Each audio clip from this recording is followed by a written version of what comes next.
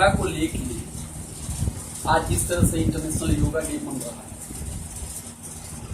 और इस तरह से पिछले एक हफ्ते के दौरान आप देख रहे होंगे कि टीवी पे जिस तरह से मुस्लिम इंटेलेक्चुअल्स, दानिश्वर, उलमाए कराम, जो उनके रिलीजियस लीडर्स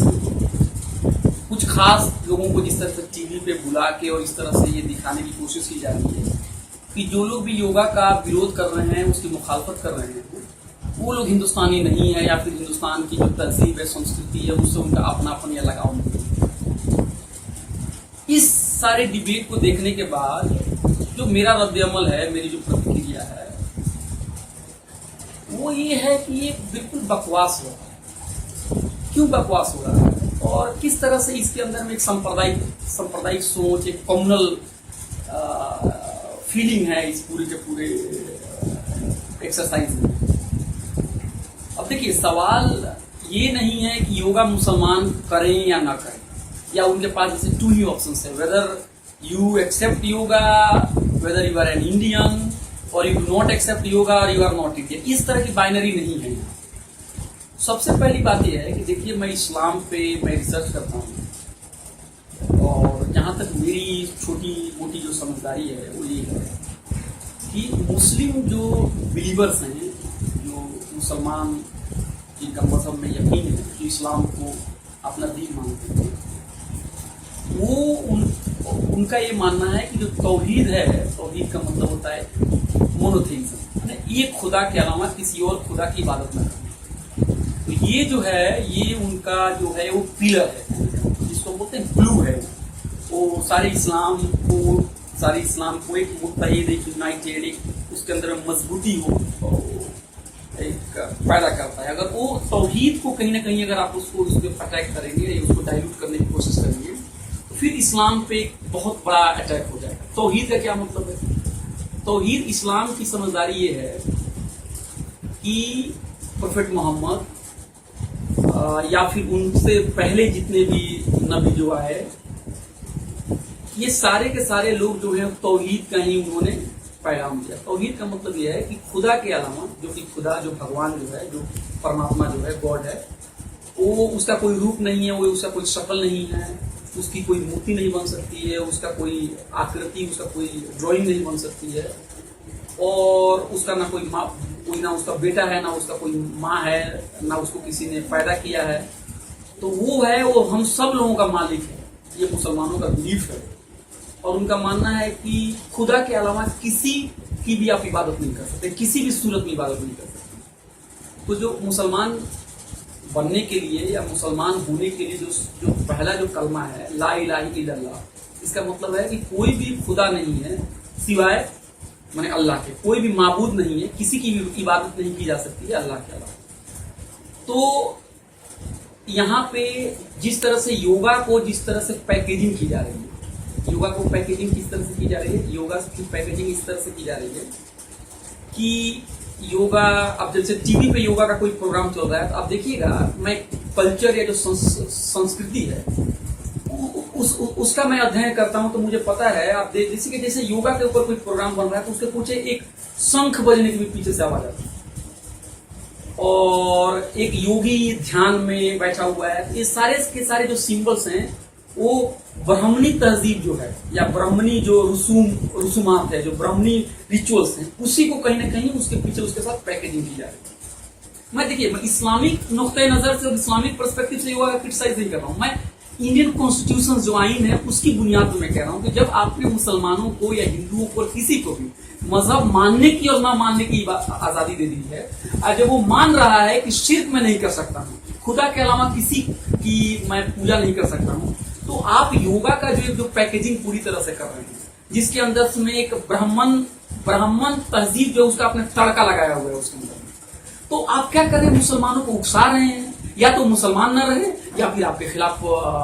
विरोध करें। तो ये जो इस्तराब है, ये जो बेचैनी है, ये कौन पैदा कर रही है? कल आप कहेंगे देखिए भाई हुकूमत कोई प्रोग्राम लाती है और मुसलमान उसमें हिस्सा नहीं लेते। आपने प्रोग्राम को कैसे, अपने एक योगा जो है, अगर योगा को ये ब्राह्मणवादी जो लटके झटके उसके साथ न लगा के उसको लाया जाए तो शायद कोई 2 मिनट के लिए इसके लिए सोच भी सकता है। हालांकि मैं योगा के ऊपर भी मेरा ये मानना है कि अगर सेहतमंद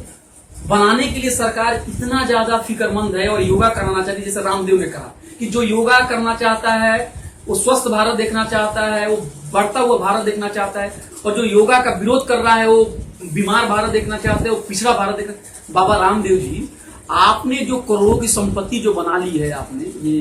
ये जो दवा बेच के, और आपने जो जालसाजी जो आपने किया है, वहां पे आपके प्रोडक्ट की कीमत इतनी ज्यादा है, आप योगा कराने के लिए हजार और लाखों लोग जो लोगों के साथ ले रहे हैं, क्या इसमें गरीब और मजदूर के लिए जगह है? क्या आप क्या उनको योगा सिखाएंगे? जो आदमी ठेकेदारी और कॉन्ट्रैक्ट सिस्टम में 16-16 घंटा काम कर रहा है, क्या उसके लिए योगा का कोई मतलब है? उसको खाने के लिए पैसे नहीं है, उसके लिए रहने के लिए मकान नहीं है। आपके जो कंपनी जो दवा आप बना रहे हैं और आप हर्बल प्रोडक्ट बना रहे हैं, वहां पे आपने ठेकेदारी सिस्टम में जो मजदूरों को वहां पे रखा है, जिससे आप 16-16 घंटा काम करा रहे हैं, उनके लिए योगा का क्या मतलब है जब आपने उनका खून चूस लिया है?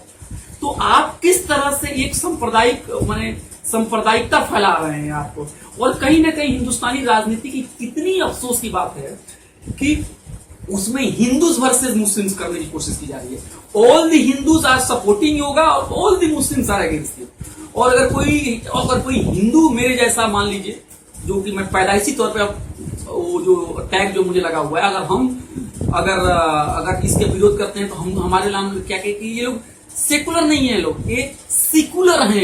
ये लोग बीमार लोग हैं, सिकुलर लोग हैं, ये मुसलमानों के लोग चमचे हैं। इस तरह से मैं वही बाबा रामदेव से मैं पूछा हूं। लालू प्रसाद यादव